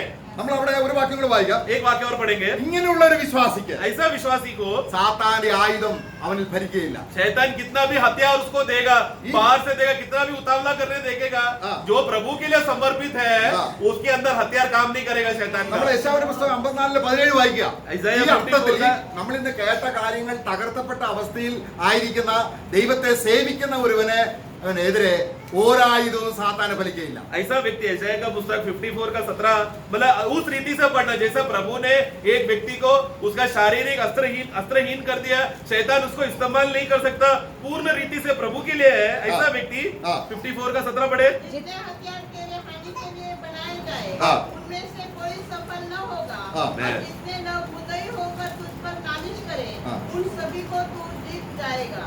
അവിടെ വായിക്കുകയാണ്, इधर हम पढ़ते हैं, ഇതാണ് നമ്മുടെ അവകാശം. ये है हमारा मिरास. आगे बढ़ा. ആരുടെ? यहोवा के दासों का यही भाग होगा. देखो यहोवा का दासों हाँ. का यही भाग होगा, यही मिरास है. ആ वो क्या है, और वे धर्मी करेंगे. मैं. ഇതാണ് നീതിഫലം നിറഞ്ഞവരായി ദൈവത്തിന്റെ വശം ചേർന്ന് ദൈവം തന്നെ, കർത്താവ് തന്നെ നമ്മുടെ പ്രതിഫലമായി തീരുകയാണ്. इसके लिए ऐसा व्यक्ति जिसने अपने आप को पूरा समर्पण करके वो क्रूस का कार्य, उसका सारा बल को तोड़ दिया तो वो व्यक्ति का धन कौन है, फिर यहोवा स्वयं ही उसका धन बल बन जाएगा, हाँ. धन बन जाएगा और वही उनके लिए युद्ध करेगा. എന്നിട്ട് ആയുധമില്ലാത്തവനാക്കി और फिर हमारा शारीरिक हथियार को उतार फेंक कर നമ്മുടെയും ആയുധമില്ലാതാക്കി, हमारा हथियार भी निकाल कर എന്നിട്ട് ദൈവത്തിന്റെ സർവായുധം നമുക്ക് തന്നിട്ട് और फिर प्रभु का हथियार को हमें पहनाकर ആയുധമില്ലാത്ത സാത്താൻ അടുക്കേക്ക് നമ്മളെ വിടുകയാണ്. और जो निहत्था शैतान जिसके पास कोई भी हथियार नहीं है उसके पास हमें भेज रहा है युद्ध करने. റോമലേഖനം 16:20 വായിച്ച്. रोमियो का 16 का 20 पढ़ना. शांति का परमेश्वर शैतान को तुम्हारे पाँव से शीघ्र कुचलवा देगा. നോക്കുക എന്താ അർത്ഥം? उसका मतलब क्या है, എന്താ അതിന്റെ അർത്ഥം? उसका मतलब क्या है, ആ हमारा इस्तेमाल हो रहा है शैतान को कुचलने के लिए. സാത്താനെ ലജ്ജിപ്പിക്കാനാണ് നമ്മളെ ആക്കി വെച്ചിരിക്കുന്നത്. हमें शैतान को लज्जित करने के लिए प्रभु ने हमें रखा है. അതുകൊണ്ട് ക്രൂശിൽ इसलिए क्रूस में അവൻ സാത്താന സർവായുധവർഗം വെപ്പിച്ചിട്ട് शैतान का सारा हथियारों को गिरा दिया और उसको अस्त्रहीन कर दिया. ये बात को करके അവനെ വെറും പവർലെസ് ആക്കിയിട്ട് मतलब उसको एकदम निहत्था, अभी उसमें कोई सामर्थ्य नहीं है. അവനെ ഇനി എന്ത് ചെയ്യുന്നറിയാമോ? फिर क्या करेगा?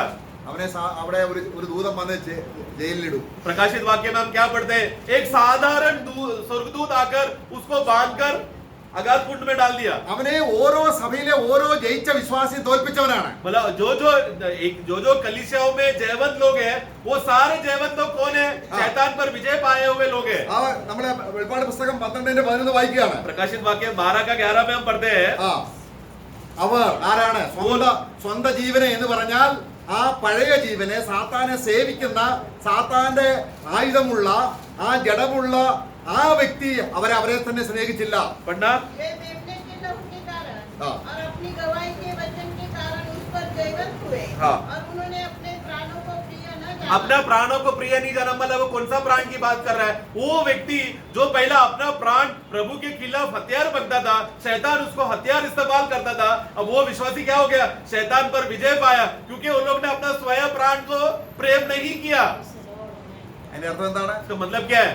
നമ്മുടെ ജീവനെ സ്നേഹിച്ചാൽ സാത്താന്റെ ആയുധമാണ് നമ്മൾ. जो अपना प्राण को प्रेम करने के लिए जाएगा, अपना प्राण को संभालने जाएगा, अपना प्राण को सुरक्षित करने जाएगा, वो ऐसा व्यक्ति शैतान का सबसे बड़ा हथियार है. ആ ജീവനെയാണ് നമ്മൾ പ്രാക്ടീസ് ചെയ്തതെങ്കിൽ, उसी जीवन में जीने का आदत बना रहे तो നമ്മൾ ഗലാത്യ ലേഖനം 5 अध्याय വായിച്ചില്ലേ? गलातियों का पुस्तक 5 में हमने क्या पढ़ा? ജഡം എന്ന് പറഞ്ഞാൽ ഇതാണ്. शरीर का सारा प्रकार का स्वभाव कार्य को हमने देखा. वो बातें प्रकट करेगा. അതിൽ എല്ലാം കർത്താവ് ഒരു മണി പോലും ശേഷിക്കാതെ എല്ലാത്തിനെയും തന്റെ ക്രൂശിൽ ശിരസിൽ വഹിച്ച് ന്യായം വിധിച്ചു. इसलिए वो वहां पर हमारे अंदर का जो भी शारीरिक प्रकृति का स्वभाव के बातें था, वो सब चीजों को, एक भी चीज बाकी रखा नहीं, सबको लेकर प्रभु ने कलवरी क्रूस में जाकर उसको खत्म कर दिया, तहस नहस कर दिया. കർത്താവ് ക്രൂശിലേക്ക് പോകുന്നതിന് മുമ്പ് യോഹന്നാന്റെ സുവിശേഷം 14:30 വാക്യം വായിക്കും. ഇതാ ലോകത്തിന്റെ പ്രഭു വരുന്നു, അവന്റെ ഒന്നും എന്നിൽ ഇല്ല എന്നാണ്. यूहन्ना का सुसमाचार 14:30 में वहां पर देखो जगत का ईश्वर आ रहा है, उसका कुछ भी मेरे अंदर नहीं है. ഇതാണ് വിശ്വാസിക്ക് പറയാനുള്ളത്. यही गवाही विश्वासी को देना है जिसने क्रूस में जिया है. Praise the Lord. Praise the Lord. അതിനെ ക്രൂശിൽ അവനെ നിരായുധനാക്കി. इसलिए प्रभु क्रूस पे उसका हथियारों को गिरा दिया. ഇത് വിശ്വാസമായിട്ട് എടുക്കുന്നത്. ये बात को जो विश्वास करते हैं उन लोगों के अंदर ही. ഈ അർത്ഥത്തിലാണ് പൗലോസ് പറയുന്നത്, इस अर्थ में पौलुस कहता है ഞങ്ങളുടെ ആയുധം हमारा हथियार ജഡമല്ല. शारीरिक नहीं. Praise the Lord. मैं प्रभु हम सबको सहायता करें.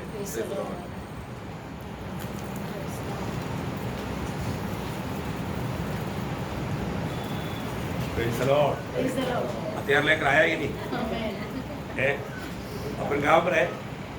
लड़ाई का मैदान में है कि नहीं? हमारे पास हमेशा परमेश्वर के सहारा हथियार है. हम लोग विजयी लोग है कि नहीं? कई लोग लगता है कि विजय नहीं पाया है. Praise the Lord. विजय आज के दिन में विजय पाया कि नहीं? विजय किसके पास है? विजय यीशु मसीह के पास है. Praise the Lord. हम यीशु मसीह के साथ है तो हम विजयी लोग हैं. जब नीति वचन 21 अध्याय का 31 वचन में पढ़ता है, युद्ध के दिन के लिए घोड़ा तैयार तो होता है, परंतु जय यहोवा की ओर से मिलती है. जय कहाँ से मिलता है? कितना भी घोड़ा है तो अभी घोड़ा की बात तो सुना ना. तो सबसे बड़ी बात है, कितना भी घोड़ा तैयार करो पियो, विजय प्रभु देता है ना. हमारे प्रभु की ओर से हमें विजय है कि नहीं? रोमियो 8 अध्याय का 37 वचन में क्या लिखा है? परंतु इन सब बातों में हम उसके द्वारा जिसने हमसे प्रेम किया है जयवंत से भी बढ़कर हैं. अपनी द्वारा है क्या? प्रभु के द्वारा जयवंत से भी बढ़कर है. मार खाया मोहम्मद अली, मुकुट पाया उसकी पत्नी. देखा तो उसका पत्नी कौन है? हाँ, जयवंत से भी बढ़कर है. बॉक्सिंग करके दूसरे को हराने के टाइम पर बहुत मार खाया, लेकिन आखिर विजय हुआ. तो वो ला करके पत्नी के सिर पर रख दिया. तो वो पत्नी कौन है? हाँ, वो पत्नी मतलब मंडली को दिया ना. प्रभु ने जो भी पाया हमारे लिए पाया. ये कितना श्रेष्ठ बात है ना. अभी देखो, अभी अभी हम लोग एकदम एंड के एंड टाइम में हैं। अभी एक व्यक्ति उधार पाना बोलेगा तो बहुत मुश्किल के समय है। कोई भी बाकी रहेगा तो जल्दी, क्योंकि जातियों का संख्या पूर्ण हो जाएगा, फिर प्रभु हमारे लिए उधार का द्वार बंद करेगा। फिर किसके लिए मिलेगा? यहूदी के लिए। अभी यहूदी के लिए मौका हो जाएगा, यहूदी के लिए उनको तोड़ेगा। उनको कैसे तोड़ेगा? उनका फैक्ट्री सब बंद हो जाएगा, उत्पादन नहीं होगा, चारों तरफ से सेना घेर लेगा, बादल की रहे, तब उनको मालूम पड़ेगा अभी ऊपर के अलावा कोई मदद नहीं। ऊपर पुकारेगा। उस समय में दुनिया का एक बड़ा चमत्कार होगा। वो क्या चमत्कार क्या है? एक दिन में, एशिया में लिखा है, एशिया 66 अध्याय का 8-9 वचन में लिखा है, एक ही दिन में एक देश पूर्ण रूप में प्रभु की ओर मुड़ेगा, उनका पाप क्षमा करेगा, ढूंढने पर भी नहीं मिलेगा। यिर्मयाह 50 का 20 देखा कितना बड़ी बात है। प्रभु कैसा काम करेगा? एक ही दिन में वो एक देश बच जाएगा। दुनिया ने आज तक नहीं देखा वो महान कार्य है ना, अभी भविष्य में होने वाला है। फिर उसके लिए सारी दुनिया आज तैयार हो चुका है ना। अभी आपको मालूम है अमेरिका भी बहुत कमजोर पड़ते जा रहा है। अभी ये जो भी बात हो रहा है एक्चुअली प्रभु का पद्धति पूरा होने जा रहा है ना। वचन को जानने वाला, प्रभु का वचन को मानो जो सच में ध्यान करते रहते हैं, उनको ये बात मालूम हम लोग कितना सावधान होना चाहिए है ना। जब अभी हमें जो सोचने से बढ़कर प्रभु का आगमन निकल है, इसलिए प्रियो आखिरी समय में एक जोरदार लड़ाई भी होगा। इसलिए प्रभु ने हमें आत्मिक लड़ाई की बात समझाना है कि हमारे जीवन में ये लड़ाई में हम वास्तव में एक विजय पाए। हमारे प्रभु कौन है? स्वर्ग और पृथ्वी का सारा अधिकार पाए हो। मतलब स्वर्ग में हो पृथ्वी में हो, कोई भी पत्ता हिलना है तो प्रभु का अनुमति चाहिए। आप देखा कोई भी बात होता है तो मेरे यीशु मसीह की अनुमति बिना नहीं हो, उसकी आज्ञा बिना नहीं होगा। ये कितना बड़ी बात है। और वो प्रभु ने मंडली को अधिकार दिया है विरोधी के साथ सामना करने के लिए। बहुत बड़ी बात है। कितना अच्छा बात हमने सुना। मैं प्रभु को बहुत धन्यवाद देता हूँ। हमारा जो लड़ाई के बारे में, हमारे लड़ाई के हथियार के बारे में कितना गहराई में आज हमें प्रभु ने समझाया है ना। प्रभु को बहुत धन्यवाद देता है। इस लड़ाई में किसी प्रकार भी मतलब पीछे ना हटते हुए, हर ना मानते हुए प्रभु का गौरव करने के लिए प्रभु जरूर ये वचनों के द्वारा हमें सहायता करे। वचन बोलने के लिए प्रभु का दासों को प्रभु ने बहुत सामर्थ्य दिया और सुनने वालों पर भी प्रभु ने इतना अनुग्रह उंडेला। मैं पूरा विश्वास करता हूँ आपको एक नया हौसला मिल गया, एक नया मतलब उसमें और भी गहरा प्रकाश मिला, जैसा प्रभु का प्रेम का चिन्ह है। Praise the Lord. प्रभु को सारा महिमा देता हूँ, सारी महिमा प्रभु। आमीन।